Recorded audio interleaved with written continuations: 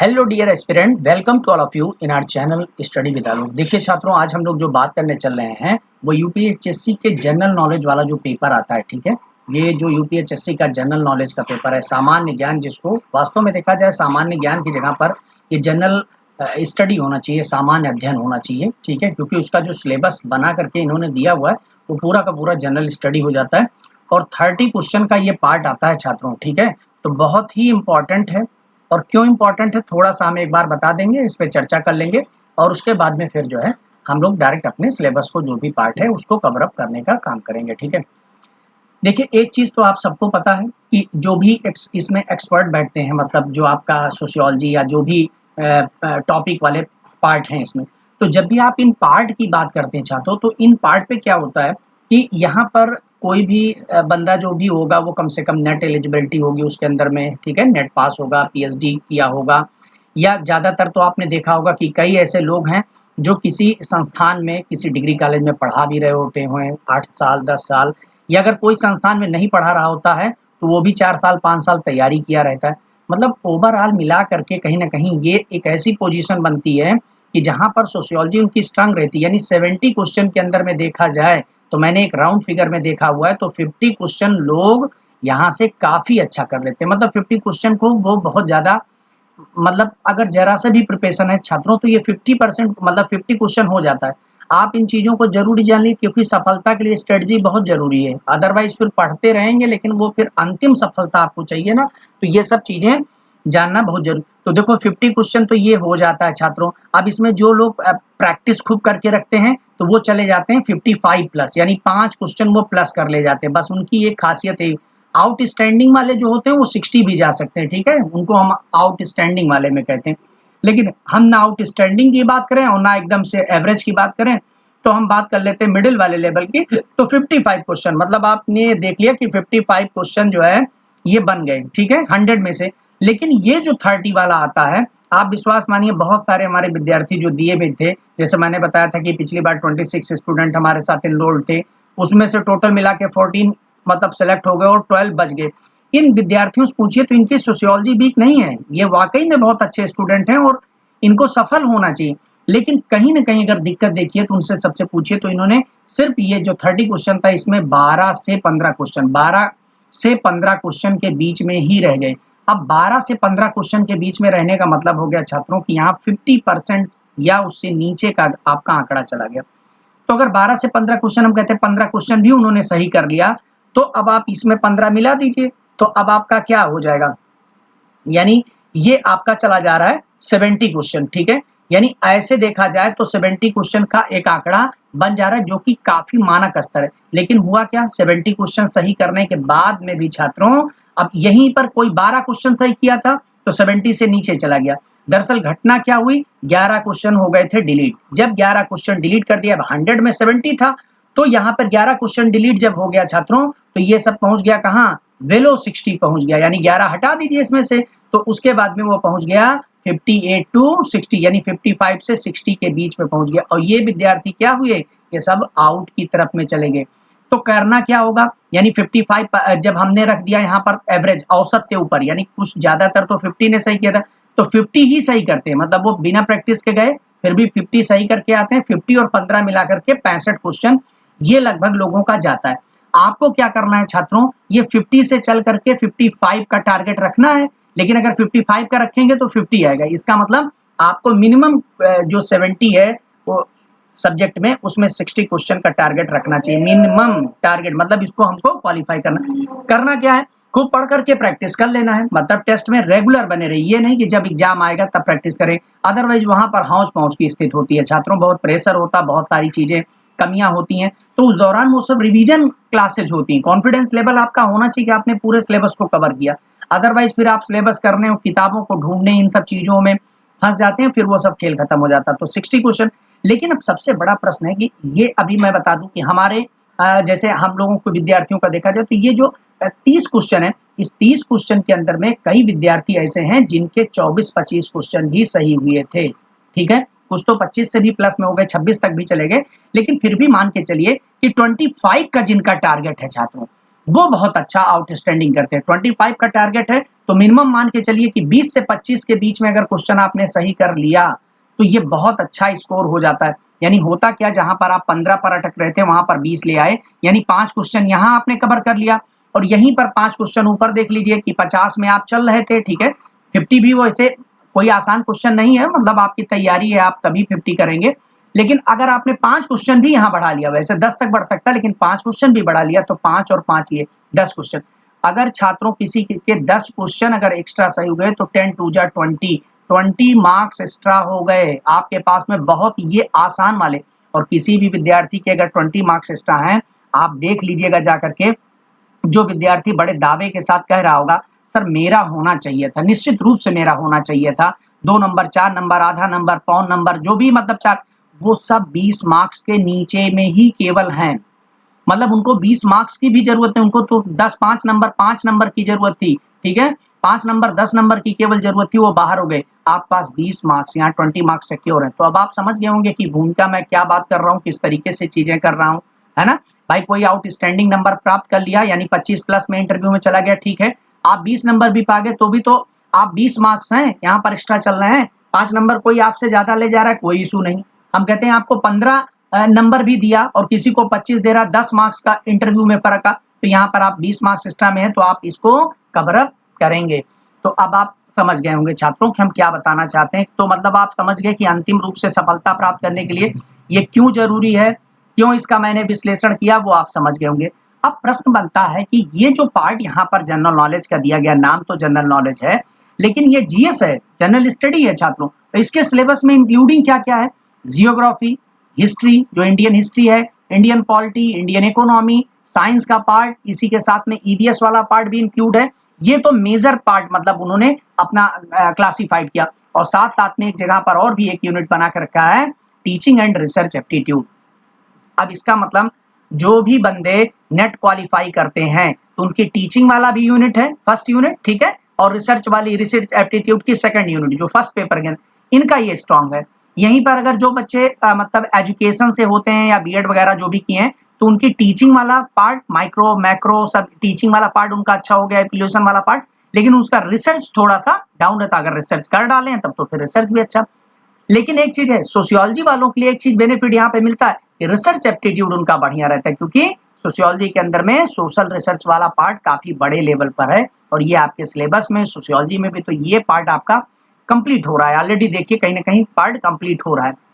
लेकिन जो major part यहाँ पे आ रहा है ज्योग्राफी का, हिस्ट्री का, ठीक है, हिस्ट्री कल्चर वाला पार्ट, पॉलिटी का पार्ट, इकोनॉमी का पार्ट, साइंस से, और जो ईवीएस वाला पार्ट है, इसी में देखिए इन्वेंशन जो हो रहे हैं नए, आईसीटी, इंफॉर्मेशन कम्युनिकेशन टेक्नोलॉजी, ये जो इतने पार्ट हैं इन्हीं को। अब सबसे बड़ी बात है कि हम शुरुआत कहाँ करें, मतलब ये तो सर इतनी चीजें हैं, मतलब कहीं ना कहीं अगर आप इनको ध्यान दीजिए तो सोशियोलॉजी खुद ही अपने आप में बहुत बड़ा है। 18 यूनिटें हैं छात्रों, पूरी 18 यूनिट के लिए 18 किताबों से भी ज्यादा उसमें अगर आप अच्छे से पढ़ना शुरू करिए तो 18 बुक से ज्यादा आपके पास में होंगी। बहुत सारे विद्यार्थी वहां 18 क्या 20-25 बुक रखे हैं उनका अध्ययन करके। लेकिन फिर है कंपैरेटिव स्टडी कैसे हो, बड़ा प्रश्न है।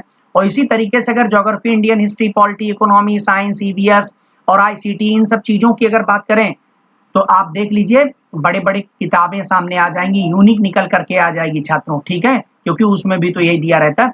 अब बड़ा प्रश्न है कि इसको कैसे कवर किया जाए, क्योंकि देखिए सबसे ज्यादा जरूरी यहाँ पर यही है कि है तो बहुत बड़ा, लेकिन कवर कैसे किया जाए। देखो जो भी अगर जो लोग भी कभी मान लीजिए कि पीसीएस की प्रिपरेशन की है, मतलब मैं सीधा सीधा कह रहा हूँ, ठीक है, पीसीएस, इसके भी एकदम वन लाइनर टाइप के ऐसे सिंपल क्वेश्चन आ जाते हैं, थोड़ा जटिल इधर बढ़ाए हैं, लेकिन फिर भी लोअर पीसीएस की प्रिपरेशन, या जिन्होंने एसएससी की प्रिपरेशन की है कभी, मतलब एकदम सीधा सीधा मैं बता रहा हूँ, उनके लिए तो ये वाला जो पार्ट जो जीएस का सिलेबस है यहाँ पर, उनके लिए तो आसान है छात्रों, क्योंकि उन्होंने कभी न कभी गाए बजाए पढ़ा हुआ है। लेकिन जिन्होंने इन दोनों चीज की कभी प्रिपरेशन नहीं की, केवल टीचिंग का काम किया या बीएड किया, मतलब जो भी इस तरीके से रहे, उनके लिए ये पार्ट थोड़ा सा टफ है। मतलब सीधा सीधा मैं बता रहा हूँ, थोड़ा सा पार्ट टफ है, माना जाएगा, उसको टफ मान लिया जाएगा कि थोड़ा सा पार्ट टफ है। कैसे पार्ट टफ है, क्योंकि भाई इसमें ये अब वो पूरी हिस्ट्री में कहाँ जानते हैं, हिस्ट्री ज्योग्राफी, वेद वेदाओं में वेदांग वाला पार्ट हो गया। आप हिस्ट्री क्वेश्चन उठा करके देखिए, इतने जबरदस्त क्वेश्चन पूछे, हिस्ट्री वाले बंदे के दांत खट्टे हो गए, मतलब उसमें से ऐसे भी क्वेश्चन पूछेंगे। तो अब जरूरी है कि सर हम कैसे इनको कवर अप करें, मतलब बड़ा प्रश्न तो यही है ना। अब ये उन लोगों के लिए प्रश्न नहीं है जो पीसी और एसएससी की प्रिपरेशन करके बैठे, उनके लिए कुछ नहीं, उनके लिए तो ये बड़े मजे की चीजें आ गई उनके लिए, ठीक है। लेकिन ये आपके लिए जो वो विद्यार्थी जो प्रिपरेशन नहीं किए हुए हैं, जिनका जीएस पर कभी इंटरेस्ट नहीं रहा या उतनी कमांड नहीं रहे, उनके लिए क्या किया जाए और आरंभिक बुक कौन सी होनी चाहिए, बड़ा प्रश्न यहाँ पर है आपके सामने। तो देखो छात्रों, ऐसे तो देखा जाए तो ज्योग्राफी के लिए बड़ी बड़ी किताबें बनी हुई हैं, ठीक है। लेकिन हिस्ट्री के लिए बहुत सारी किताबें, पॉलिटी के लिए बहुत सारी किताबें बनी हुई हैं। लेकिन आप इन बड़ी बड़ी मोटी किताबों को अगर पढ़ना शुरू कर दिए कि हम महेश बर्णवाल जी को एकदम से अच्छे से पढ़ डालेंगे, इंडियन हिस्ट्री की तीनों किताबें, एंशिएंट हिस्ट्री, मेडिवल, मॉडर्न और सब एनसीईआरटी पढ़ डालेंगे, पॉलिटी की किताबें लक्ष्मीकांत सर को रट डालेंगे, इंडियन इकोनॉमी में रमेश सिंह की, एहसन लाल सर की पुस्तकें रट डालेंगे, ठीक है। साइंस एंड टेक्नोलॉजी के लिए मान लीजिए कुछ नोट्स हैं दिल्ली के, उनको हम रट डालेंगे, या हम स्पेक्ट्रम उठा के, सर संभव नहीं है, मतलब आप गलत केवल सोच रहे हैं, ऐसा हो ही नहीं पाएगा, मतलब ये किसी सूरत में संभव नहीं है। क्यों? अगर आप ये सब करना शुरू कर देंगे तो जो सोशियोलॉजी वाला डेटा है वो माइंड से स्लिप कर जाएगा, दोनों एक साथ में इतनी ज्यादा, क्योंकि दोनों फैक्चुअल बेस पर आ रहे हैं। अब फिर प्रश्न क्या बनता है, फिर करें तो क्या करें? मतलब यहाँ पर देखो मैं समाधान की बात करने बैठा हूँ, इसलिए आप देखिए जो भी विद्यार्थी कभी इस प्रकार की प्रिपरेशन वगैरह नहीं किए, जैसे जिनके पास में मैटर कंटेंट पहले से और काफी विद्वान पीसीएस और एसएससी की तैयारी की, वो अपने अपने लेवल से करें। क्यों? क्योंकि वो छोटे लेवल पर जाते तो उनको पसंद नहीं आता है, ठीक है। लेकिन जो विद्यार्थी प्रथम दृष्टया पहली बार तैयारी करने जा रहे हैं, वो लोग लूसेंट सामान्य ज्ञान ले लें, ठीक है। लूसेंट की जनरल नॉलेज, ऐसे दिखने में तो ये बुक बहुत सिंपल लगे, अरे छोटी सी बुक, ये लूसेंट हम पढ़ेंगे, इस मतलब दुनिया भर की बातें। लेकिन छात्रों विश्वास मानिए, एक बार मोटा खाका समझने और जैसा प्रश्न की प्रकृति आती है, एक चीज जान लीजिए, अगर वो प्रश्न जैसा पूछा गया, मतलब यहाँ मैं सीधा सीधा बता रहा हूँ आपको, अगर वो प्रश्न सिंपली पूछा गया तो आपको यहीं से मिल जाएगा, ठीक है।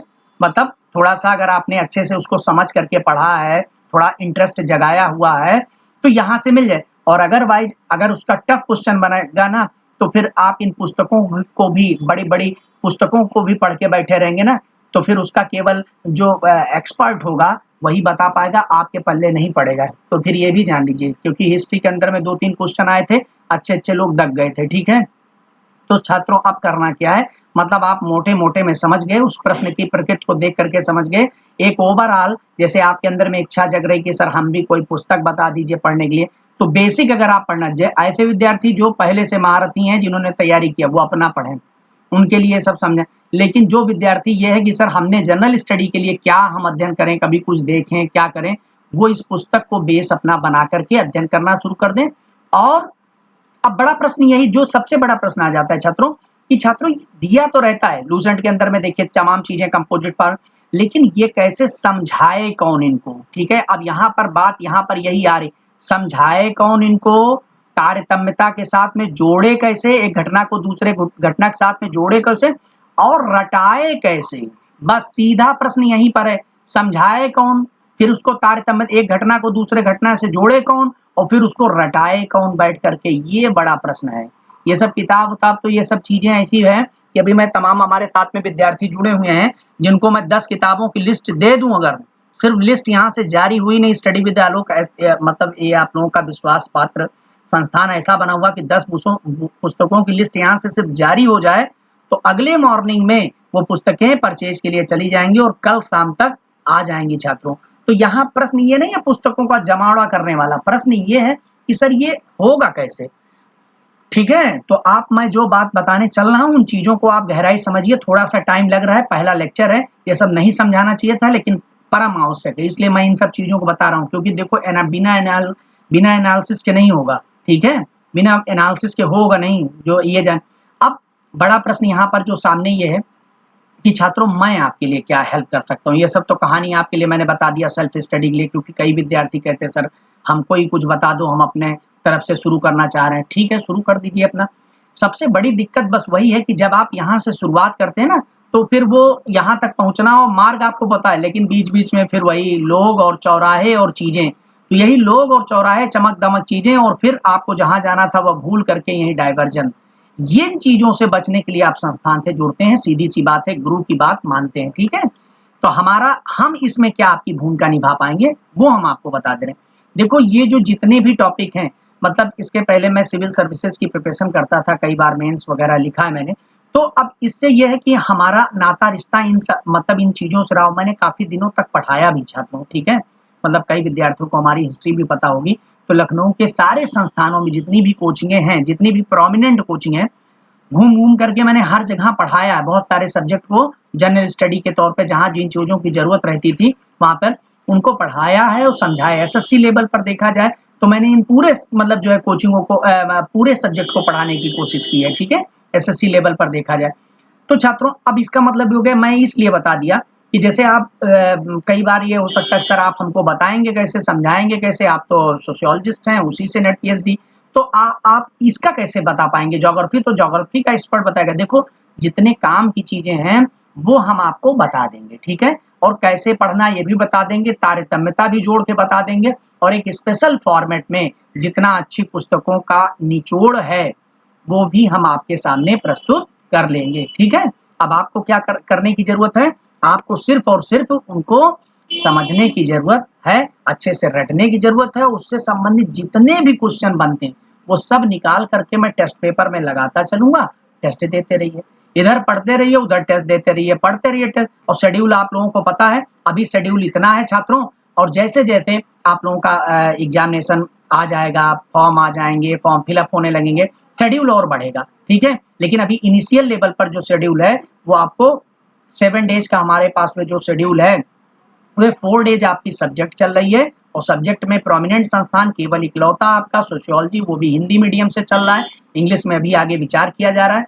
और दूसरा अगर हम इसी तरीके से कहें तो 2 डेज, 4 डेज तो ये हो गया मंडे टू थर्सडे, और 2 डेज जो फ्राइडे सैटरडे है इस पर जीएस का पार्ट कर रहे हैं। तो ऐसे लगने में तो सर 2 ही डेज है, लेकिन जब आप पढ़ते हैं ना तो वही वाली बात है कि 2 खुराक दवा भी अगर आपको मिले और अगर आपके काम की है तो सूट कर जाएगी, विश्वास करिए। और अगर काम की नहीं है तो आप फिर सुबह शाम दोपहर तीनों मीटिंग लेते रहिए, दवा फिर आपका कोई मतलब नहीं है। तो 2 डेज अभी हमने स्टार्ट किया, आगे बढ़ा सकते हैं। तो 2 डेज यानी फ्राइडे सैटरडे के रूप में चलेगा, और संडे को इन दोनों का कंबाइंड टेस्ट होगा 100 क्वेश्चन का, ठीक है। तो ऐसे विद्यार्थी जो केवल जीएस में इंटरेस्टेड है वो भी हमारे साथ में जुड़ सकते हैं और 30 क्वेश्चन के लिए हमारी प्रिपरेशन कर सकते हैं, ठीक है। तो हमारे साथ में जुड़ करके वो प्रिपरेशन कर सकते हैं। तो ये पार्ट आपका हो गया, क्लियर हो गया कि ये क्या पार्ट है, किस तरीके से बना हुआ। तो 30 क्वेश्चन का पार्ट ये आप प्रिपरेशन करने के लिए रेडी हो जाएं। तो ऐसे पेपर दोनों कंबाइंड आएगा, लेकिन जो केवल सेपरेट अदर सब्जेक्ट होंगे उनको केवल 30 क्वेश्चन अलग से दे करके टेस्ट होंगे, लेकिन बट दोनों सेम ही होंगे, कोई अलग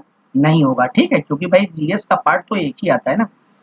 तो चलो भाई ये सब बातें आपको सब समझ में आ गई, कैसे क्या होना है, क्या सारी चीजें हैं, क्या क्या हमारा प्रोग्राम और एजेंडा है। अब हम लोग काम की बात कर लेते हैं। देखो हमने इस हायरार्की में ज्योग्राफी क्यों लिख दिया, एक ये भी तो है कि ज्योग्राफी और हिस्ट्री साथ में है, पॉलिटी इकोनॉमी साथ में आ रही है, इसमें यूनिट 1 तो जो है वो करंट अफेयर्स वाला पार्ट है, ठीक है, इसको मैंने नीचे लिख दिया और इन चीजों को ऊपर लिख दिया। कभी सोचा कि ऐसा क्यों लिख दिया। अब यहाँ से काम की बातें शुरू, यही जनरल स्टडी है। और छात्रों कभी आपने सोचा कि जनरल स्टडी क्यों रखा गया, अगर सब्जेक्ट के एक्सपर्ट हैं आप तो जनरल, भाई आप एक शिक्षक बन जा रहे हैं, लेकिन आप सोचिए कि कहीं पर कोई मान लीजिए कि उड़ीसा के अंदर में खोंड जनजाति है, अब आपसे कहा जाए कि उड़ीसा कहाँ पे है, ठीक है, कहीं पर अर्थक्वेक आया उसका क्या इम्पैक्ट पड़ा, कहीं पर प्रवास हो रहा है, कहीं पर डैम ऊपर बनाए जा रहे हैं, तो इन चीजों को अगर आप नहीं जानते कौन सी ट्राइब कहाँ पे रह रही है, तो इन चीजों को अगर आप नहीं जान रहे हैं तो या कह दिया गया कि सोमालिया में इस तरीके से स्थिति बहुत नाजुक है तो बोल रहे हैं सोमालिया सरकार। तो अगर आपको कुछ पता नहीं है, यानी अगर दुनिया का आप बड़े बड़े ख्वाब सब सजा रहे हैं, कमरे में ये होगा वो, अरे पहले आप स्थान तो बनाइए। तो सबसे पहले यूनिवर्स का फॉर्मेशन कराइए, फिर इंडिया का थोड़ा सा वर्ल्ड के बारे में जान करके फिर इंडिया मैप उस पर पकड़, क्योंकि तभी तो आप बताएंगे कि 16 महाजनपद में कहाँ कहाँ कौन से महाजनपद किस जगह पे थे, या कहाँ से विदर्भ वाला क्षेत्र कहाँ पे था, कल्चर में कोई पार्ट रानी का बाव कहाँ पे है, तो ये सब कैसे जान पाएंगे, केरल कहाँ पे है, ठीक है, सबसे दक्षिणतम राज्य कौन सा है। अब पता लगा जो तमिलनाडु केरल आ रहा है तो कई लोग कंफ्यूजन चल रहे हैं, सर केरल लगा दूं क्या या तमिलनाडु। अब भाई देखो जिनको ये सब पता है छात्रों वो 1 सेकंड में कर लेते हैं, ठीक है, लेकिन जिनको नहीं, अभी कहा जाए कि पुदुचेरी कहाँ है, सर केरल में है कि तमिलनाडु में है, कहाँ पे है, सर बड़ा कंफ्यूजन वाली स्थिति है, ठीक है, और बार बार चर्चा चलती है वहां पर। लेकिन अब जिसको ज्योग्राफी का नॉलेज है उसको हिस्ट्री बहुत बढ़िया आने लगती है, क्योंकि फिर पता लगता है कि पर्सिया से लोग आए, मध्य एशिया से लोग आए। अब हम यहाँ पढ़ तो रहे हैं, लेकिन पर्सिया कहाँ है, मध्य एशिया क्या है, हमें कुछ नहीं पता है। तो बहुत बड़ी दिक्कत वाली बात हो जाती है। इसीलिए छात्रों, सबसे पहले हम लोग ज्योग्राफी पर पढ़ेंगे, मतलब ये स्ट्रेटजिक है। बाकी पढ़ने के लिए तो आप कुछ भी पढ़िए, किताब उठाए पढ़ रहे हैं, उसके बाद में समझ रहे हैं, ठीक है। तो ऐसे में क्या है, आपका जो नॉलेज लेवल है वो इंक्रीज होने के लिए ज्यादा टाइम मांगता है। और वही वाली बात है, अगर आपने शुरुआत कर दिया, यानी का और माला कमल और ये इस तरीके से छोटे वर्ड से कठिन की वर्ड, तो ये शुरुआत है, यानी पहले ये पढ़ो देन आप ये पढ़ो। क्यों, ज्योग्राफी बन गई, पता चल गया कौन कहाँ क्षेत्र है, तो उस पे कौन कौन से राजा कहाँ कहाँ पर थे, यानी ज्योग्राफी के बाद में देन हिस्ट्री। क्योंकि जब भूमि बन गई, तो भूमि बनने के बाद में क्या होगा, फिर आप इंडस वैली सिविलाइजेशन और उसके बाद में पोस्ट वैदिक एज हो जाएगा, पोस्ट वैदिक एज हो जाएगा, मौर्यन, गुप्ताज और इस तरीके से वर्धन, है ना, और मुगल सल्तनत, और उसके बाद में फिर जो है सल्तनत मुगल, ऐसे करके आगे बढ़ते हुए मॉडर्न इंडिया की ओर बढ़े।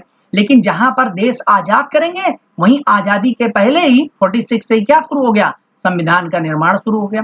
और जब संविधान बन करके तैयार होगा, तो यही सब लोग क्या कर रहे हैं, इकोनॉमी के लिए हमारे लिए पॉलिसी बना रहे हैं। अब आप देखिए पॉलिसी में क्या करते हैं कि हम सब क्या करते हैं, क्या पॉपुलेशन है, पॉवर्टी क्या है, पॉलिटिक्स जो पॉलिसीज बन रही हैं, इंडस्ट्री क्या है, ठीक है, कौन कौन सी क्या, एग्रीकल्चर सेक्टर में क्या है, बैंक फाइनेंस सेक्टर में हमारे लिए क्या हो रहा है, मार्केट सेक्टर में मॉनेटरी पॉलिसी क्या है, ये सब चीजें कौन बना रहा है, सब गवर्नमेंट बना रही है। तो पॉलिटी के बाद में इकोनॉमी पढ़ना चाहिए। लेकिन अब कोई इकोनॉमी समझा रहा है, लेकिन पॉलिटी जानता नहीं है, उसके लिए कौन से रूल बनाते हैं, कौन ये बनाता है, तो कभी भी इसको नहीं समझ पाएगा, ठीक है। इसका मतलब ये इकोनॉमी पढ़ने के पहले पॉलिटी, और पॉलिटी पढ़ने के पहले हमें हिस्ट्री जानना पड़ता है कि हम क्यों ये सब करते हैं। पॉलिटी में जब हम मूल अधिकारों की मांग कर रहे हैं तो क्यों, ठीक है, ये बड़ा प्रश्न है। या बहुत सारी इतिहास में जो चीजें बनी हैं, वो इतिहास गवाह, उसी के आधार पर हम पॉलिटी के लिए अपने लिए क्या बनाते हैं, तमाम प्रकार के कानून भी बनाने का काम करते हैं। इतिहास से ही तो निकल करके चीजें आती हैं। और इतिहास किस पर टिका हुआ है, जमीन पे ही तो है, जियोग्राफी पे। तो ये टर्म है छात्रों, इसीलिए इनका सिस्टम आपको पढ़ना पड़ता है, ठीक है। अब एक पार्ट यहां पर आ जाता है साइंस। जब आप इकोनॉमी, पॉलिटी, हिस्ट्री, तो इन सब चीजों में क्या होता है, मनुष्य की आवश्यकताएं बढ़ती हैं, और यही मनुष्य जब आवश्यकताएं बढ़ती तो अपनी आवश्यकताओं के लिए नए नए इन्वेंशन करता है। अब वहां से साइंस का पूरा पार्ट आ गया, फिजिक्स, केमिस्ट्री, बायोलॉजी, इन्वायरमेंटल का हो गया, नए नए इन्वेंशन हो गए, आविष्कार हो गए, आईसीटी का उपयोग किस तरीके से, ईमेल और टेक्नोलॉजी कैसे हमें प्रभावित कर रही। और इन सब का तो एक बेसिक आपको जानकारी होना चाहिए, क्योंकि जब तक आपके पास में बेसिक जानकारी नहीं है, जैसे कि ना भाई ट्रांजिस्टर वाला रेडियो आ गया, या ट्रांजिस्टर वाले लैपटॉप आ गए, कंप्यूटर आ गया, तो अब ट्रांजिस्टर है क्या, इस टेक्नोलॉजी, भाई साइंस का थोड़ा बहुत पार्ट जानेंगे तभी तो आप कर पाएंगे। तो चूंकि आप शिक्षक हैं, भले सोशियोलॉजी पढ़ा रहे हैं, लेकिन ये जो चीजें हैं कैसे समाज को प्रभावित करती, भाई सोसाइटी के अंदर में ये सब चीजें घटित हो रही हैं, और कल को सोसाइटी में जब ये चेंजेज हो रहा है, तो पॉलिटी कैसे बदली, इकोनॉमी कैसे बदली, साइंस क्या हुआ। तो इन सब चीजों को बेस अगर आपको जानकारी है, तब आप इस पर अच्छे से अपने सब्जेक्ट को बता पाते हैं, ठीक है। क्योंकि वही बच्चा जो आप अपने सब्जेक्ट के एक्सपर्ट है, लेकिन अगर आप बेसिक तक जानकारी नहीं है, तो चूंकि वो बच्चा अभी इंटरमीडिएट पास होकर के आया है, साथ ही साथ में वो और सब्जेक्टें पढ़ रहा है, इसीलिए बहुत जरूरी होता है छात्रों, मतलब कॉन्फिडेंस लेवल आपका बहुत हाई होता है, ठीक है। तभी आप जब कभी कोई मीटिंग करते हैं, कोई बात करते हैं, तो बहुत सारी चीजों से जोड़ तोड़ पाते हैं, ठीक है। अब हिस्टोरिकल प्रोस्पेक्ट में अगर आप स्टडी कर रहे हैं सोशियोलॉजी की, और अगर हिस्ट्री ही नहीं जानते, इंडियन कल्चर ही नहीं है, तो क्या बात करेंगे आप, ठीक है। तो इस तरीके से ये चीजें रहती हैं। और इन सब को, चाहे ज्योग्राफी के अंदर में कोई खोज हो, हिस्ट्री के अंदर में कोई नया स्थान ये वो, पॉलिटी कोई नया कानून ये बना, इकोनॉमी के अंदर में कोई चेंज आया, या हम कहते हैं कि किसी को इसमें साइंस, टेक्नोलॉजी या कोई पुरस्कार वगैरह मिला, तो इन सब के अंदर में जो भी एक करंट बदलाव होता है, उसी को हम करंट अफेयर्स कहते हैं। वैसे उन्होंने एक पर्टिकुलर दे करके रखा भी है, ठीक है, कि क्या व्यक्तित्व है, सम्मान है, ये सब, लेकिन फिर भी राष्ट्रीय और अंतरराष्ट्रीय घटनाएं इन चीजों के क्रम में आपको पढ़नी होती है, ठीक है। तो अब आप समझ में आया। लेकिन लोग क्या कर रहे हैं, यूनिट 1 करंट अफेयर्स, कहे भाई करंट अफेयर्स शुरू करो, ऐसे नहीं होता है छात्रों, ठीक है, ऐसे होता नहीं। पहले आप जब इन चीजों को जान जाएंगे, ऑटोमेटिकली आपका इंटरेस्ट बढ़ जाएगा। देखते नहीं, जिनको जानकारी होती है वो पेपर बहुत पढ़ते हैं, क्योंकि उनको पता रहता है ना कि इन चीजों का क्या मतलब है, कैसे चीजें। और बाकी क्या है, बाकी जो ऐसे ही करंट अफेयर्स और सूचनाएं सुनते हैं, उनको बस अपने काम की सूचनाएं अच्छी लगती है, जिनको उसमें इंटरेस्ट होता है। लेकिन जब आप करंट अफेयर्स इस ये अध्ययन होने के बाद में पढ़ेंगे तो आपका लेवल अलग हो जाएगा, ठीक है।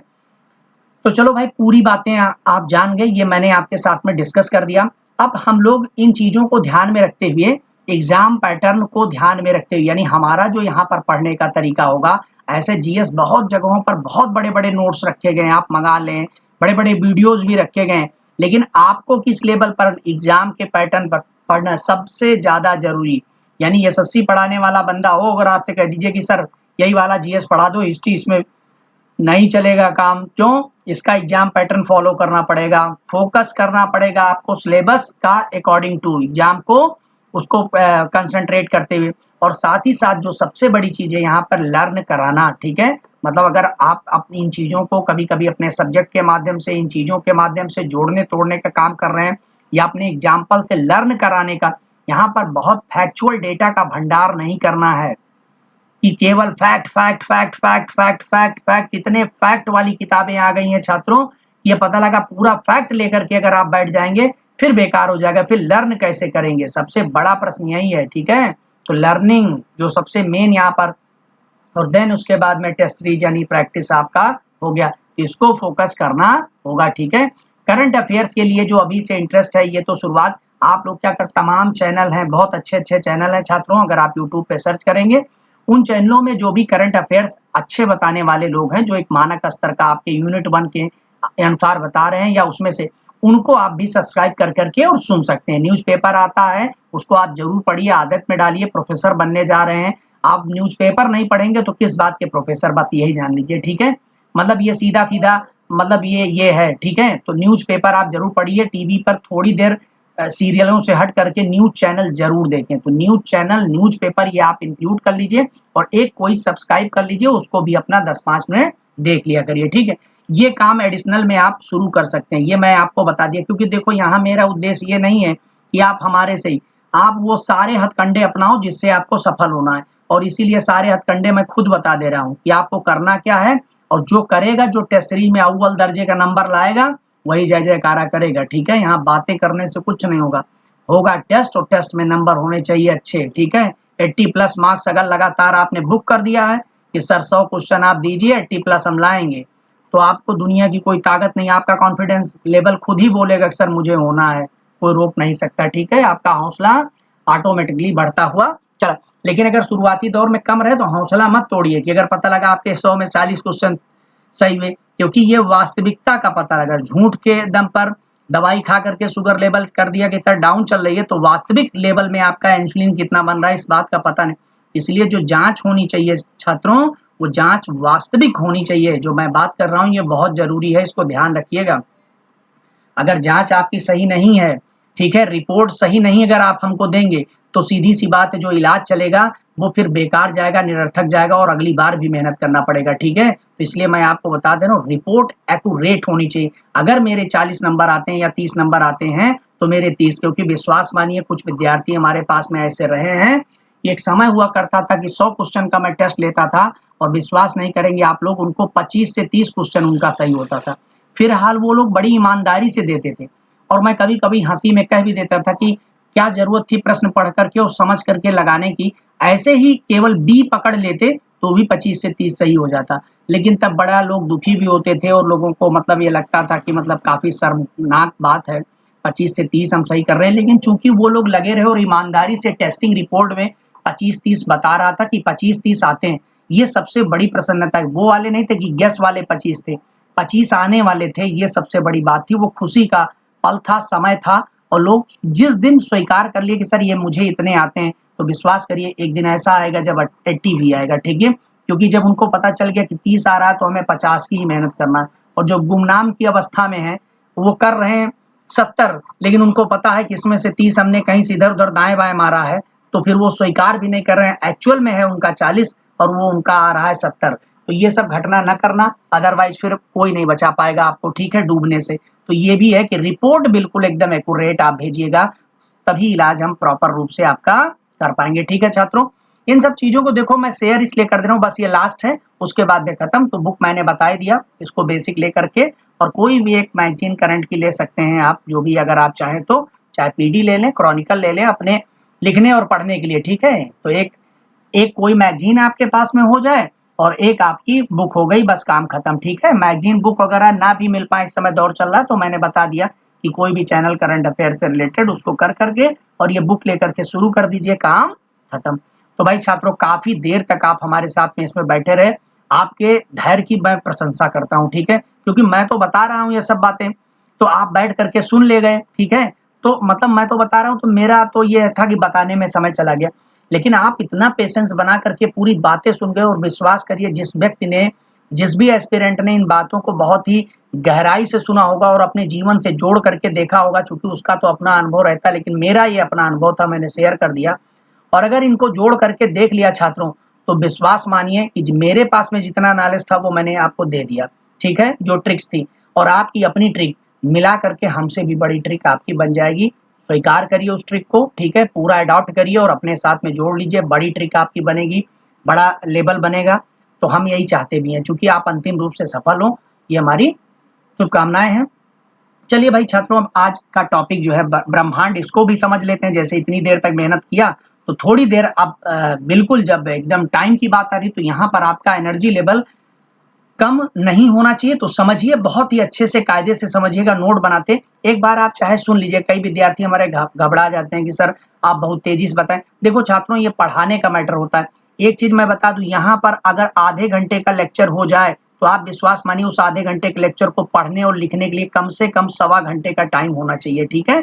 ये अगर मैं 1 घंटे का लेक्चर ले लिया, अगर पूरा 1 घंटे का लेक्चर हो गया, तो उस पूरे लेक्चर को कवर करने के लिए आपको 2 से 2.25 घंटे का समय मिनिमम होना चाहिए। आप यानी 2 से 2.5 घंटे, 2.25 घंटे क्या, 2.5 घंटे का समय लगेगा आपको। तो अभी आप प्रथम दृष्टया क्या किया करिए, एक बार लेक्चर को पूरा सुन लिया करिए, उसके साथ में कम्युनिकेट किया करिए, ठीक है, जब हम डिस्कस कराते हैं ऑनलाइन।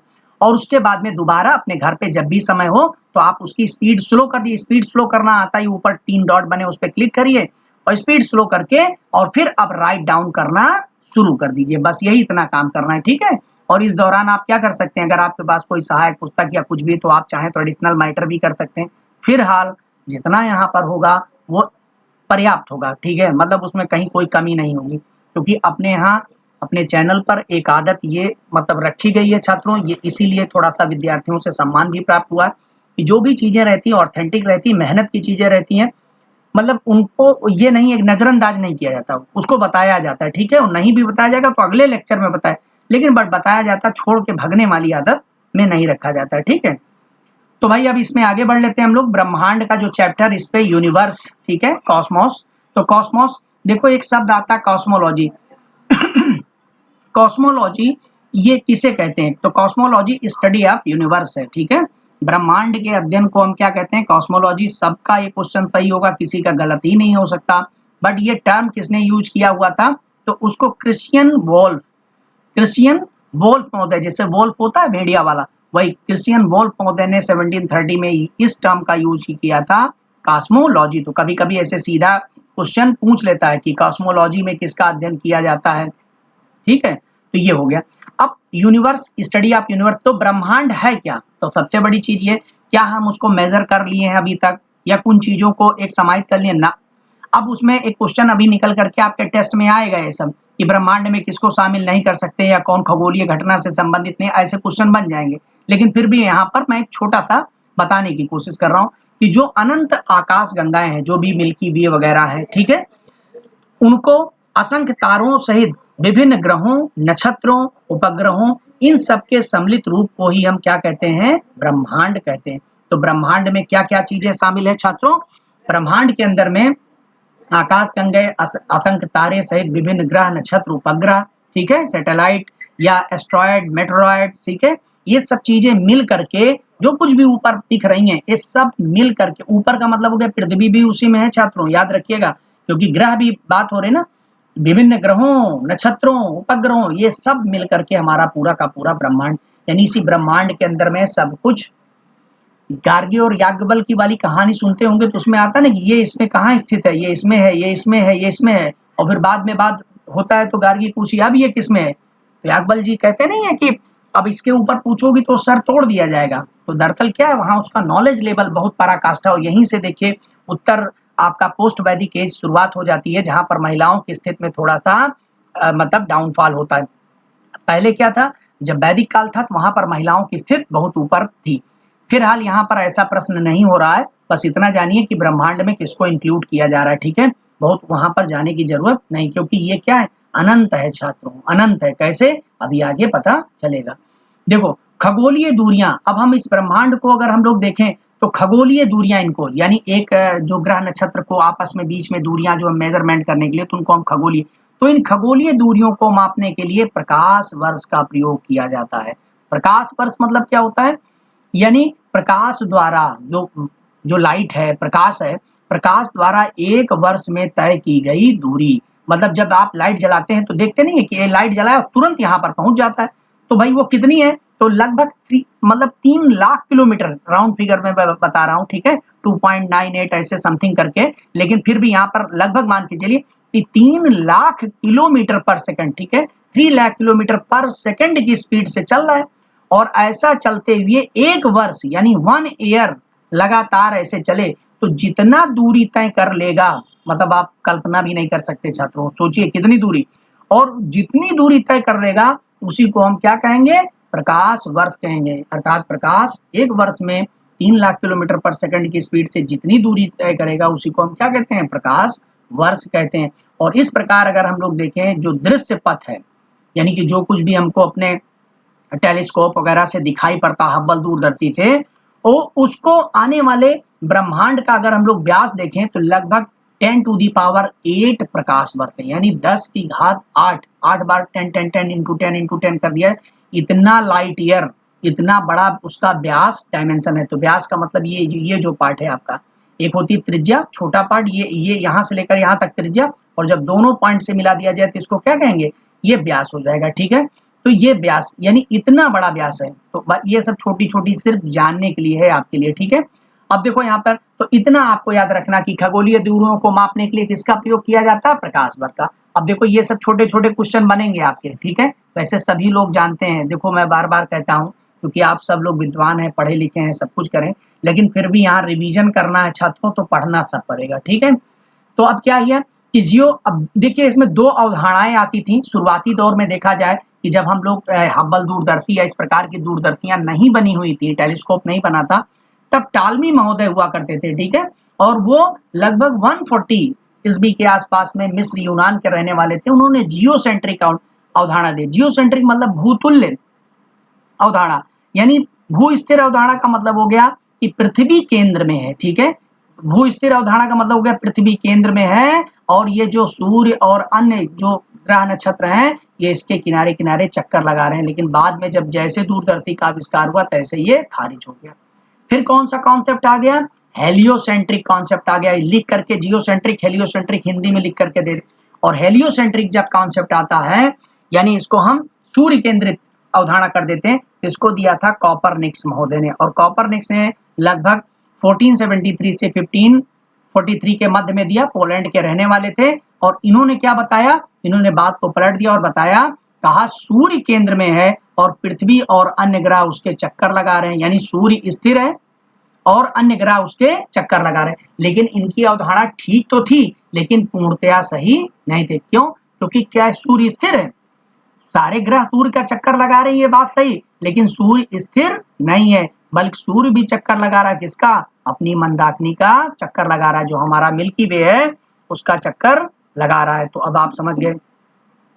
अब देखिए, तो यूनिवर्स क्या, ये जो इतना बड़ा फॉर्मेशन हुआ छात्रों की, ग्रह नक्षत्र तारे इन प्रकार की चीजें जो भी मतलब हुई, ये कैसे हुई, इसके पहले क्या था, ठीक है, क्या दुनिया थी, इसकी उत्पत्ति को लेकर के, यानी ब्रह्मांड की उत्पत्ति को लेकर के उसके विभिन्न सिद्धांत प्रतिपादक हैं। ये क्वेश्चन कभी कभी पूछा जाता है। जो मेजर सिद्धांत है वो बिग बैंग थ्योरी है, जो सबसे ज्यादा ऑथेंटिक है छात्रों, वो बिग बैंग थ्योरी है। लेकिन फिर भी क्योंकि जब ये दिया गया कोर्स में, तो अन्य थ्योरियां क्या क्या थी उन पर एक सिर्फ आपको इतना जान ले, जैसे सृष्टि सिद्धांत है, इसको थॉमस गोल्ड और हरमन बॉन्डी महोदय ने, तो सृष्टि सिद्धांत, ठीक है, जो सृष्टि की रचना हुई ऐसा, इसी को स्थिर अवस्था सिद्धांत भी कहते हैं, ठीक है। तो सृष्टि सिद्धांत के नाम से अलग से दे देता है कभी तो थॉमस गोल्ड और हरमन बॉन्डी, या इसी को स्थिर अवस्था सिद्धांत कहेंगे तो थॉमस गोल्ड हरमन बॉन्डी के साथ में फ्रेड हॉयल महोदय का नाम लिया जाता है, ठीक है।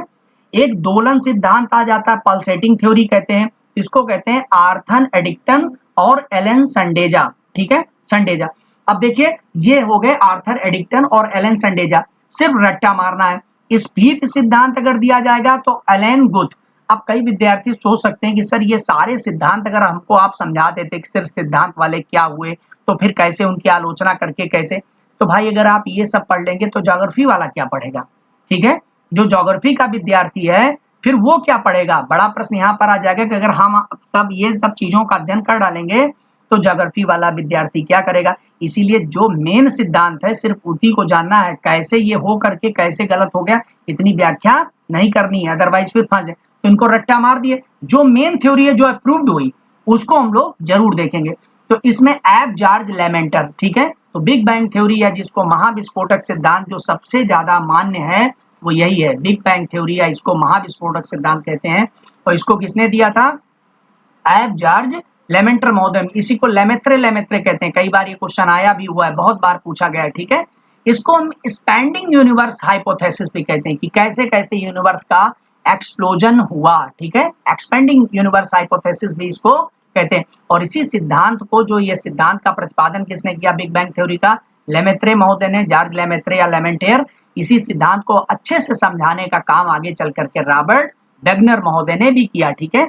वही आगे चल करके महाद्वीपीय विस्थापन सिद्धांत की ओर भी आगे चल करके आते हैं, ठीक है, अर्थ से रिलेटेड। लेकिन ये आप याद रखिएगा कि अगर कभी पूछा जाए बिग बैंग थ्योरी को समझाने का, विस्तृत व्याख्या करने का काम किसने किया, तो रॉबर्ट वेगनर महोदय ने। लेकिन सिद्धांत का प्रतिपादन किसने किया, तो लेमेत्रे महोदय ने। अगर कभी नाम जोड़ करके दे दे कि बिग बैंग थ्योरी से सिद्धांत से जुड़े रहे तो इसमें ये और ये दोनों, लेमेत्रे और वेगनर दोनों महोदय जुड़े रहेंगे। तो एक क्वेश्चन आपका तैयार हो गया, ठीक है। इसमें से यहाँ से एक क्वेश्चन आप इसको रट्टा मार करके रखिएगा, आप यहाँ पर इसको तैयार करेंगे, ठीक है। तो बिग बैंग को फोकस करके आपको स्थिर में 3 लोग स्थिर हो गए थे, गोल्ड, हरमन बॉन्डी और फ्रेड हायल, ठीक है। स्पीथ अलेन गुथ महोदय ने क्या किया, ये गूथे और स्पीथ हो गई, ठीक है। दोलन सिद्धांत में 2 लोग आ गए, ठीक है, एडिंगटन और संडेजा, ये 2 लोग दोलन कर रहे थे। और सृष्टि सिद्धांत ये मैंने ऑलरेडी बता दिया, तो इसको इस तरीके से लर्न करके रखिएगा, तरीका अपना अपना। अब हम लोग देखिए छात्रों यहाँ पर यूनिवर्स को लेकर के चर्चा करेंगे। तो यूनिवर्स वाले पार्ट पर अगर देखें तो यूनिवर्स में बेसिकली अगर देखा जाए अप्रोक्सीमेटली, मतलब ये अप्रोक्सीमेट 100 बिलियन गैलेक्सी, यानी यूनिवर्स किससे बना होता है, गैलेक्सियों से बना होता है। जैसे हमारी गैलेक्सी का नाम क्या है, जिस गैलेक्सी में हमें, वो मिल्की वे है, ठीक है। मिल्की वे, उसका जो मेन स्थान हो जाता है मिल्की वे, वैसे उसको कहते हैं मंदाकिनी। तो मंदाकिनी जो है वो हमारी गैलेक्सी का नाम है, ठीक है। अब ऐसी एक गैलेक्सी के अंदर में, जैसे मंदाकिनी की बात कर ली जाए, तो एक गैलेक्सी के अंदर में क्या है, 100 बिलियन स्टार्स। मतलब ये जो सन आप देख रहे हैं, सन का मतलब इतना मोटे मोटे भाषा में ऐसे समझिए कि मान लीजिए ये पृथ्वी है जिस पर आप हैं, और पृथ्वी का डायमीटर लगभग 12,000 किलोमीटर के आसपास में हो गया, ठीक है। अब इसी 12,000 किलोमीटर के आसपास में अगर इसका डायमीटर अर्थ का अगर जा रहा है तो इससे अर्थ से 13 लाख टाइम ग्रेटर देन सूर्य है, 13 लाख गुना ज्यादा बड़ा सूर्य। और ऐसे सन यानी सन और इससे बड़े सन जो है 100 बिलियन स्टार्स, यानी more than 100 billion stars, 100 billion तारे हमारी ही गैलेक्सी में। अब आप सोच लीजिए यूनिवर्स का आता पता लगाइए कितना बड़ा हो सकता, मतलब हम इमेजिन ही नहीं कर सकते छात्रों। अब इसमें क्या है कि जब ये पार्ट आ जाता है कि एक स्टार, अब जैसे ये अपना स्टार केवल 100 बिलियन स्टार हो गया, इसमें एक गैलेक्सी में। अब उसमें से एक स्टार पकड़ लीजिए, जैसे अपना स्टार क्या है, सन। सन क्या है, स्टार है, ठीक है, जिसके पास अपना लाइट होता है, जिसके पास में अपनी पावर होती है, शक्ति होती है, अपना प्रकाश होता है, अपने प्रकाश से प्रकाशित होता है, उसको क्या कहते हैं, प्रदीप्त वस्तुओं के रूप में। तो सन क्या है, प्रदीप्त वस्तु है। और जबकि अर्थ है, ठीक है, जैसे ग्रह है या नक्षत्र है, ग्रह जो होते हैं वो छात्रों क्या हो गए, ग्रह हो गए, नक्षत्र हो गए, या अगर हम कह लें उपग्रह हो गए। तो जो उपग्रह वगैरह हो गए, ग्रह हो गए, ये सब क्या हो जाएंगे, ये जो है अप्रदीप्त वस्तुएं हो जाएंगी, नॉन ल्यूमिनस थिंग्स हो जाएंगी, ठीक है, जिनके पास अपना जो है लाइट नहीं होती, बल्कि वो दूसरे के प्रकाश से प्रकाशित होते हैं। जैसे चंद्रमा सैटेलाइट है हमारा, पृथ्वी का नेचुरल सैटेलाइट। अब वो क्या है, वो सूर्य के प्रकाश से प्रकाशित है, ठीक है। तो इसलिए जैसे शुक्र हो गया, चमक तो बहुत तेज रहा है, लेकिन क्या है, वो सूर्य के प्रकाश से प्रकाश, इसीलिए वो क्या हो गया, नॉन ल्यूमिनस, यानी जिसको हम क्या कहते हैं, अप्रदीप्त, अप्रदीप्त, ठीक है। अप्रदीप्त वस्तुएं कहते हैं, एक प्रदीप्त होती हैं, प्रदीप्त, ठीक है। तो प्रदीप्त ल्यूमिनस एंड नॉन ल्यूमिनस, तो ये आप समझ गए, ठीक है। इसमें प्रदीप्त का मतलब हो गया सन, सन ही है जो पावरफुल है, ठीक है। अब देखिए अगर हम सन के पास में देखें छात्रों, तो ये क्या होता है, 8 to 9 प्लेनेट। सूर्य के पास में अगर देखा जाए सन के पास में 8 से 9 ग्रह होते हैं, जैसे 8 ग्रह, पहले तो 9 ग्रह उसमें मतलब माना जाता है, लेकिन 2006 में क्या हुआ, 2006, इसकी घटना को मैं डिटेल में आपको समझाऊंगा, बताऊंगा, क्योंकि प्लेनेट जो सोलर सिस्टम है उसको पढ़ाना है, सौर मंडल, तो उसमें बताऊंगा, लेकिन फिर भी जान लीजिए कि 2006 में क्या हुआ, इसको डॉर्क प्लेनेट की श्रेणी में रख दिया गया, क्योंकि कोई भी प्लेनेट वही कहलाएगा जो सूर्य के किनारे चक्कर लगाने का काम होते हो, पहली बात गोल हो जाए और उसकी अपनी ऑर्बिट हो, ऑर्बिट मतलब एक पथ, ठीक है, वो अपने ही पथ पर, और अगर कोई भी ग्रह दूसरे के पथ को काटने लगा, तो ये क्या था, जो प्लूटो था वो नेपच्यून के परिपथ को काटने लगा था, इसीलिए प्लूटो क्या हो गया, प्लूटो बिकम डार्क प्लेनेट। तो प्लूटो जो है, जो प्लूटो था वो डार्क प्लेनेट बन गया, तो ठीक है। तो ये प्लूटो जो है बाउना ग्रह की, डार्क प्लेनेट यानी बाउना ग्रह की श्रेणी में आ गया, इसीलिए फिर अभी जो वर्तमान में ग्रहों की संख्या वो कितनी हो गई, 8 हो गई। तो इसको अगले वाले लेक्चर में डिटेल में स्टडी करेंगे, अभी हम लोग यूनिवर्स पे सिर्फ फोकस करेंगे, ठीक है, सोलर सिस्टम नेक्स्ट लेक्चर में। तो अगर हम एक प्लेनेट के पास करें, जैसे मान लीजिए अपना प्लेनेट हो गया, अर्थ हो गया, मान लीजिए अर्थ, तो कई प्लेनेट होते हैं उनके पास में कई सैटेलाइट, ठीक है, जैसे सबसे ज्यादा सैटेलाइट किसके पास में, सैटर्न, ये सब घटना हम आगे बताएं। लेकिन फिर भी अगर हम लोग देखें तो यहाँ पर ये जो प्लेनेट है, प्लेनेट लेवल पर देखा जाए तो प्लेनेट के पास में सैटेलाइट भी होते हैं, एक सैटेलाइट जैसे हमारे यहाँ अर्थ के पास में एक नेचुरल सैटेलाइट है, कौन है, मून, चंद्रमा हो गया, ठीक है। इस पे एस्ट्रॉयड भी होते हैं, मेट्रॉइड्स भी, ये सब चीजें मतलब पाई जाती हैं प्लेनेट के पास में। अब आप देखिए एस्ट्रॉयड, मेट्रॉइड से सब बड़े से लेकर के इसी क्रम में देखिए तो यूनिवर्स कितना बड़ा है, इसको आप देखिएगा, एक हायरार्की क्रम है, कभी क्वेश्चन पूछा गया है, कुछ किया गया, तो आपको एक जानकारी के लिए बेसिक चीजें जानना, क्योंकि जीएस मतलब हो गया जनरल स्टडी, मैंने बताया नहीं था कि छात्रों इसलिए भी है कि कम से कम इन चीजों को आप जानें, ठीक है। एस्ट्रॉयड गिर रहा है तो इसका मतलब कई लोग जो है पूरी दुनिया समाप्त हो रही है, एस्ट्रॉयड है ही क्या, वो एक प्लेनेट का एक छोटा सा पार्ट है जो गिर रहा है, ठीक है। तो इन सब चीजों को समझने की बात है, तो इसीलिए मैंने इसको बता दिया। अब हम लोग कह रहेंगे इवोल्यूशन ऑफ स्टार्स, तो मेन यहाँ पर जो खेल है वो किसका आ रहा है, स्टार्स का आ रहा है, तारों का आ रहा है, क्योंकि तारे ही पावर है और तारे ही सब ग्रह वगैरह को क्या करते हैं, अपने पास में रखते हैं, और सारे ग्रह तक चक्कर लगा रहे हैं गैलेक्सी का, और इस तरीके से विभिन्न गैलेक्सियां मिलकर के यूनिवर्स का फॉर्मेशन करी है, ठीक है। तो भाई इवोल्यूशन ऑफ स्टार, तार का जो तारे हैं उनका कैसे उद्भव हुआ, और फॉर्मेशन ऑफ यूनिवर्स, और ब्रह्मांड की उत्पत्ति कैसे हुई, ब्रह्मांड का निर्माण कैसे हुआ, इसी पे। अब देखिए इसमें क्या है, सबसे पहले इसमें जो मैंने बताया कि बिग बैंग थ्योरी, ये सबसे आता है, बिग बैंग थ्योरी एक बात कहती है, वो कहती है सुपरनोवा एक्सप्लोजन के बारे में बात करती है, ठीक है। सुपरनोवा एक्सप्लोजन एक्चुअल में क्या हुआ कि अभी लास्ट टाइम एक प्रूव किया गया कि आरंभिक समय में जो पूरी दुनिया, पूरा ब्रह्मांड, यूनिवर्स एक छोटे से मटर के दाने से भी छोटा ऐसे दाने के रूप में था, और उसमें सुपरनोवा एक्सप्लोजन होता है, और इस एक्सप्लोजन के बाद में जब ये एक्सप्लोज करता है, तो ये जो है चीजें, जब भी कभी कोई चीज एक्सप्लोज करती हैं तो आपने देखा होगा वहां क्या निकलती हैं, गैसेज निकलती हैं, ठीक है, गैसेज प्लस डस्ट पार्टिकल निकलते हैं, वहां पे धूल के कण निकलते हैं, ठीक है। तो दो चीजें यहाँ पर आ गई, गैस और धूल के कण निकलते हैं।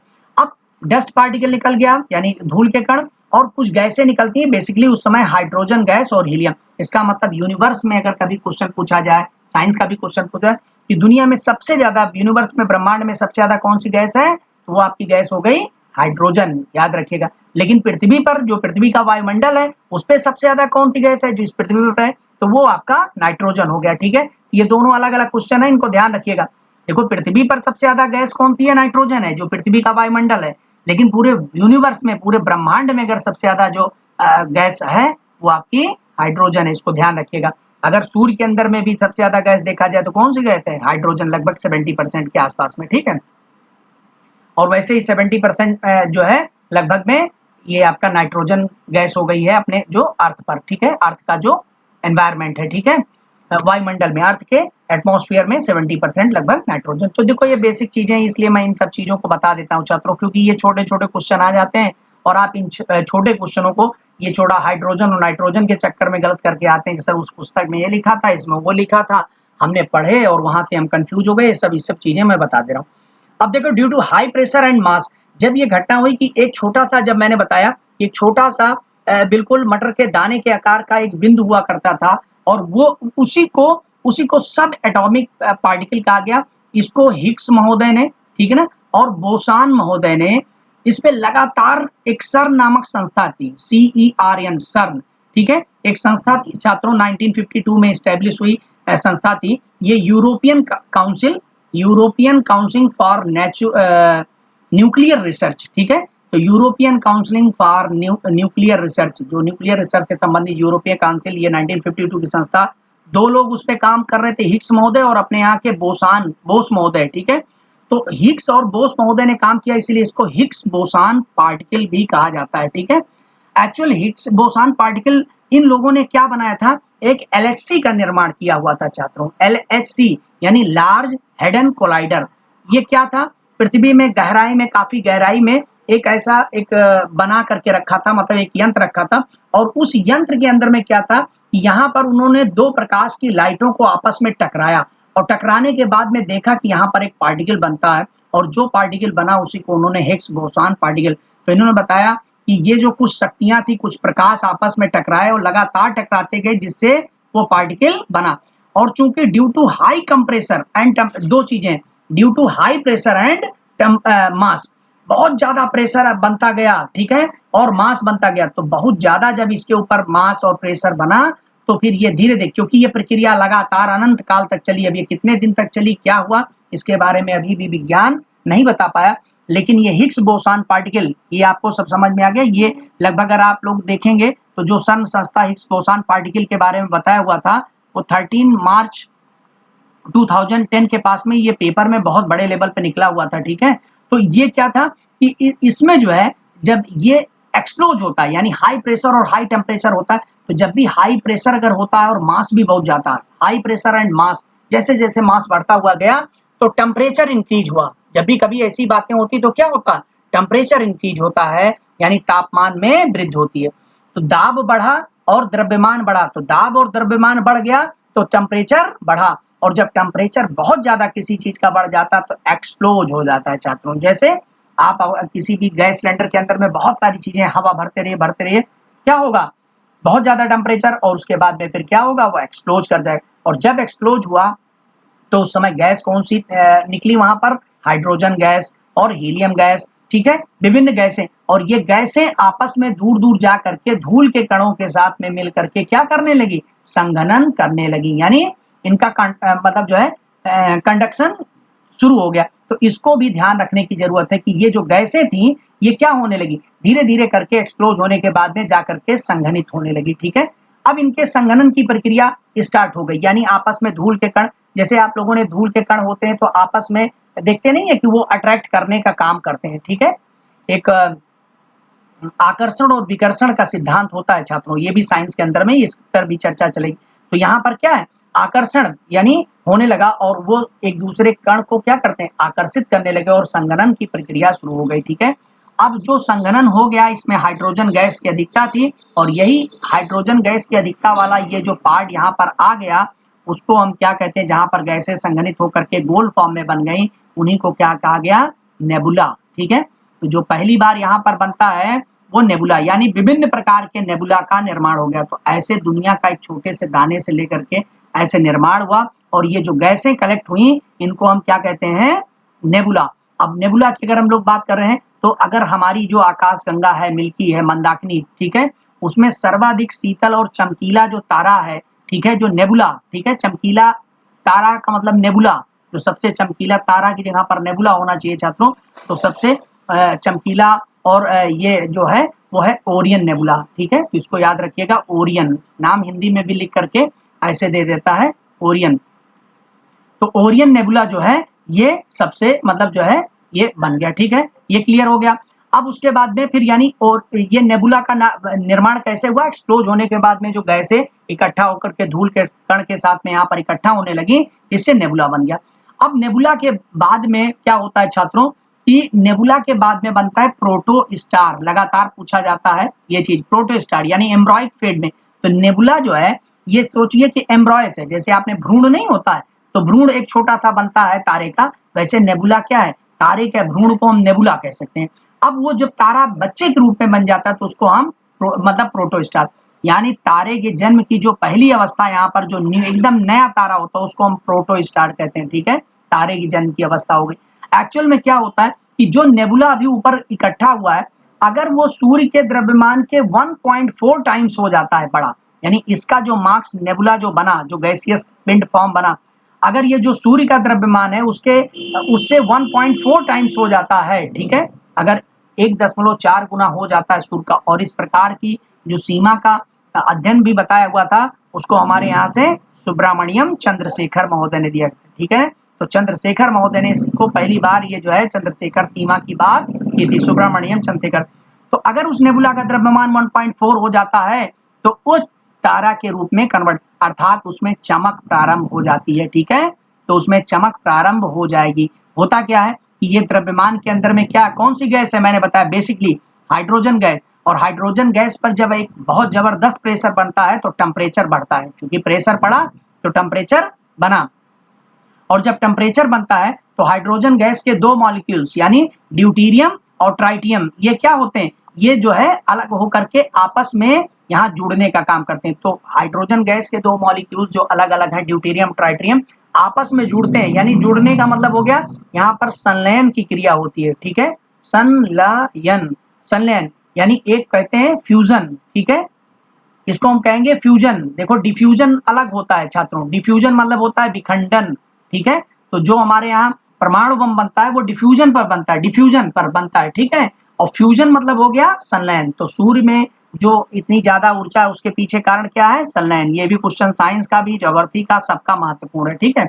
हाइड्रोजन बम जो बनता है छात्रों, हाइड्रोजन बम वो इसी संलयन पर बनता है। संलयन मतलब दो अणु आपस में मिल करके एक हैवी नाभिक बनाते हैं, ठीक है। अर्थात ड्यूटेरियम और ट्राइटेरियम मिल करके कन्वर्ट हो जाते हैं किसमें, H4 में, यानी He4 यहाँ पर बन जाते हैं। अर्थात यहाँ पर ये हीलियम नामक गैस में कन्वर्ट होने लगता है, हीलियम गैस में। यहाँ हाइड्रोजन किस में कन्वर्ट होने लगी, हीलियम, और ये लगातार हाइड्रोजन हीलियम में कन्वर्ट होती रहती है छात्रों, और इसी से निर्माण किसका होता है, बहुत ज्यादा एनर्जी का निर्माण होता है। तो सूर्य में जो एनर्जी है या पूरे ब्रह्मांड में जो एनर्जी का कॉन्सेप्ट चल रहा है वो इसी तरीके से बन रहा है, ठीक है। अब एक प्रश्न यहाँ पर आ जाए कि सर अगर मान लीजिए कि जो द्रव्यमान बन रहा है नेबुला ये इतना बड़ा ना हो पाए कि 1.4 टाइम्स हो जाए, 1.2 ही टाइम्स हो जाए, तो भाई वही सीधा सा प्रश्न है कि अगर सर मेरा अगर इसके बराबर में नंबर ना आए तो ठीक है, आप वही विद्यार्थी रहेंगे, उसी श्रेणी में रहेंगे, ठीक है। लेकिन सर ये अगर सीमा अगर क्रॉस कर दिया, यानी इस मेरिट को अगर आपने पार कर लिया, उस मेरिट तक भी पहुंच गए या मेरिट को पार कर लिया, तो फिर आप क्या कहलाएंगे। तो जैसे मेरिट पार कर गए तैसे आप असिस्टेंट प्रोफेसर हो जाते हैं और आपका स्टेटस चेंज हो जाता है और ब्राइटनेस आपके अंदर में आ जाती, चमक दिखने लगती। तो ये प्रोटो स्टार क्या बन जाता है, स्टार बन जाता है, तारा जैसे अपना सूर्य चमक रहा है। तो सबको क्या करता है, प्रकाश देता है। जैसे आप भी तारा बन जाते हैं और अपने पूरे प्रकार, पूरे परिवार को, अपने समाज को, देश को क्या करने, चमक दिखाने लगते हैं अपनी। चलिए देखिए नेक्स्ट इसमें एक आ जाता है अगला पार्ट कि अब कभी कभी क्या होता है कि जब ये द्रव्यमान बहुत ज्यादा हो जाता है, यानी कभी कभी देखते नहीं कुछ लोग पढ़ते पढ़ते इतना ज्यादा हो गए, इतना ज्यादा कि ये 3 गुना के अगर आप पास में चला गया, यानी अगर जो नेबुला है उसका द्रव्यमान मोर देन 3 टाइम्स हो गया और किसी कारण बस उसमें एक्सप्लोजन नहीं हुआ, ठीक है, अगर 3 टाइम्स अगर हो गया, मतलब ये कलेक्शन करते करते, तब ऐसे तारे को मैसिव तारा कहा जाता है। यानी ऐसे नेबुला जिनका द्रव्यमान सूर्य के द्रव्यमान से 3 गुना ज्यादा होता है उनको मैसिव स्टार कहते हैं। कई बार क्वेश्चन पूछा गया है, इसको ध्यान रखिएगा, ठीक है। अब क्या है, जब 3 गुना से ज्यादा हो जाएगा तो क्या होगा, फिर वही सुपरनोवा विस्फोट होगा, ठीक है।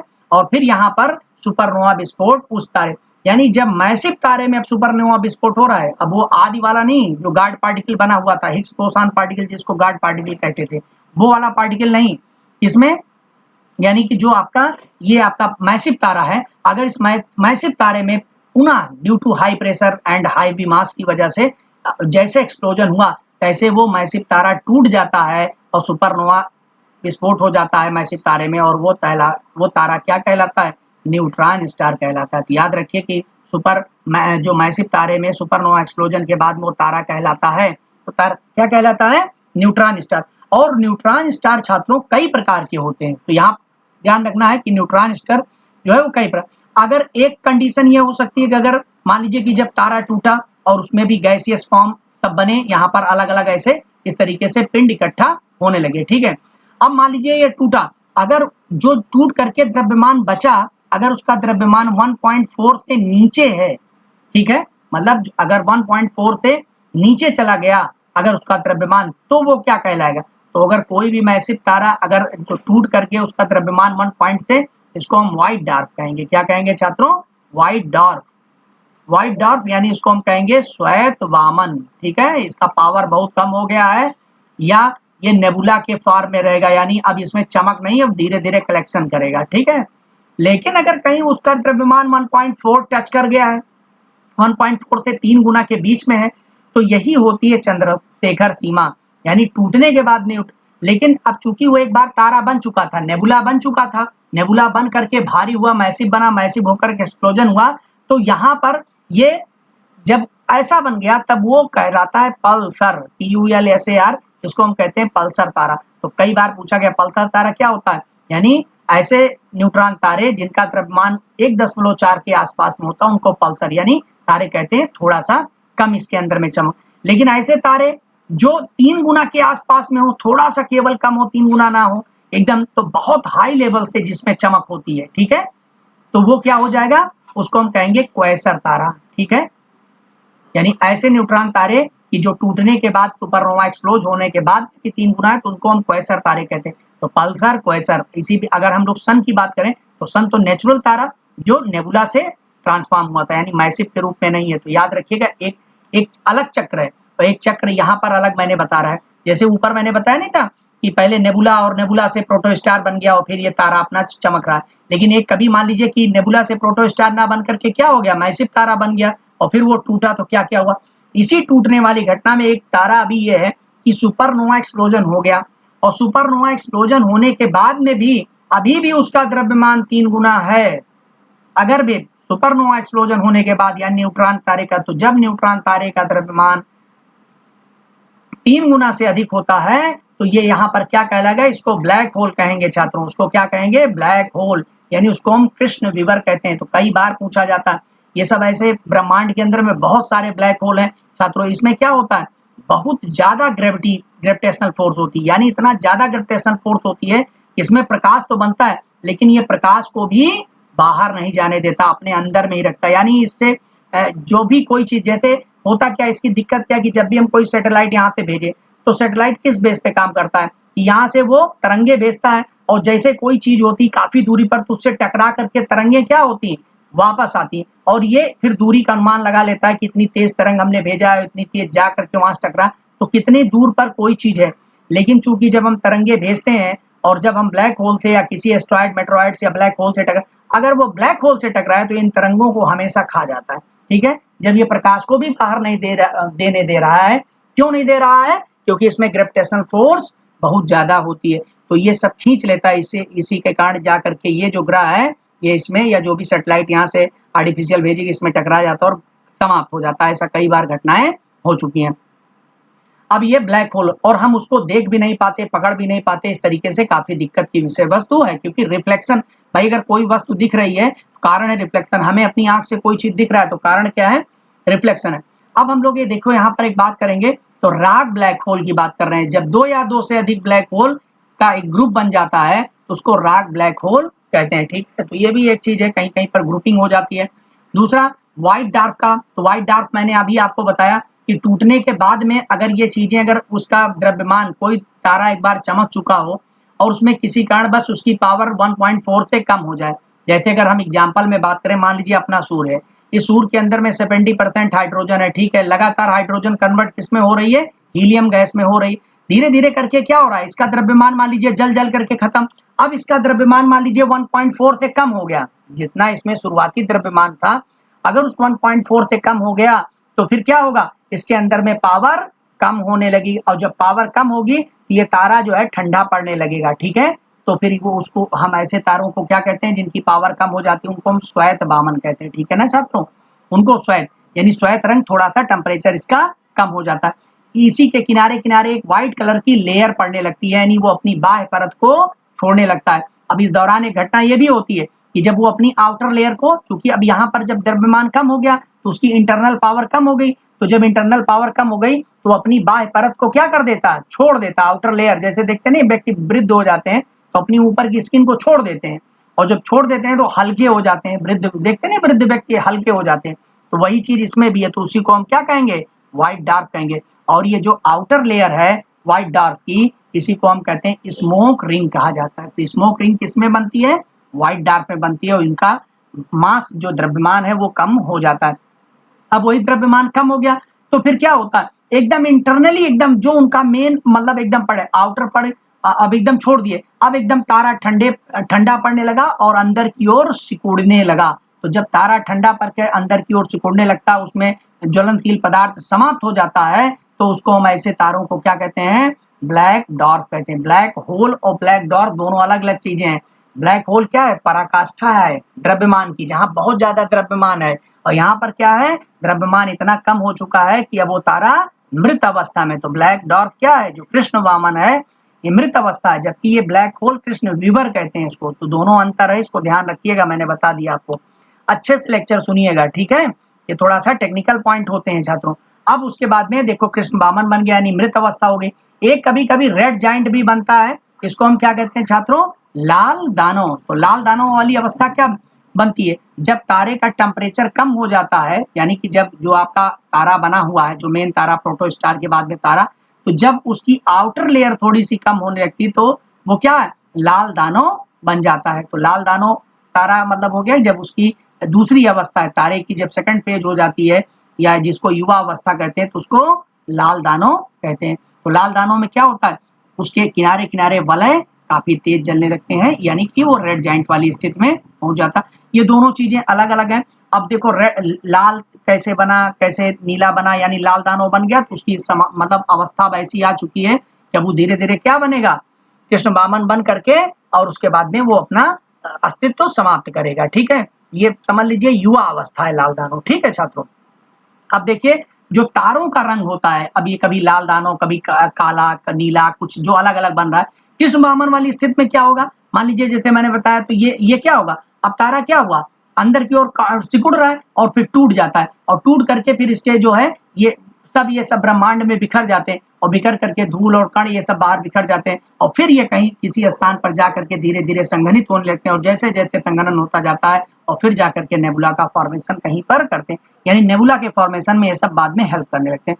तो ये तारों का चक्र चलता रहता है। ठीक है, अब इसमें लास्ट में एक इसी पार्ट के साथ में इसको फिनिश करेंगे कि तारों का ये जो रंग है, ठीक है, डिफरेंट डिफरेंट तारों का रंग, ये उनके तापमान को निर्धारित करता है। जो तारों का जो रंग है उनके तापमान को निर्धारित करता है। जैसे नीली जब लौ जलती है छात्रों गैस में, अगर हम लाइट को स्कैटर्ड कर दें, ठीक है, उसको प्रकीर्णन करें, तो नीला जो है सबसे ज्यादा टेम्परेचर होता है, यानी 5000 केल्विन के आसपास में इसका हो जाता है। अब नीला श्वेत है तो उससे कम श्वेत, और कम श्वेत, पीला और कम, पीला अगर होने लगा तो फिर और कम, नारंगी मतलब और कम, लाल रंग जो है ये सबसे ज्यादा। देखते नहीं जब गैस एकदम लाल और इस तरीके से जलने लगती है, तो इसका मतलब हम जान जाते हैं कि गैस समाप्त होने वाली। तो इसको ध्यान रखना कि जो तारों का रंग है ये क्या करता है, उनकी दूरी नहीं बल्कि उनके तापमान को बताने का कार्य करता है। ठीक है, तो ये सब बेसिक चीजें हो गई हैं छात्रों, और अगले लेक्चर में और भी तारों से संबंधित बहुत सारी बातें बताएंगे, ग्रहों से संबंधित, सौरमंडल, यानी 2-3 लेक्चर के अंदर में 2 लेक्चर और भी इस पे बनेंगे। तो ये पार्ट आपका बेहतरीन तरीके से एकदम समाप्त हो जाएगा। ब्रह्मांड की बात, कैसे एवोल्यूशन हुआ, क्या हुआ, इन बातों को हम लोगों ने चर्चा, कल हम सन के बारे में, फिर सोलर सिस्टम, इस तरीके से 1 to 1 करके बताएंगे। धन्यवाद छात्रों।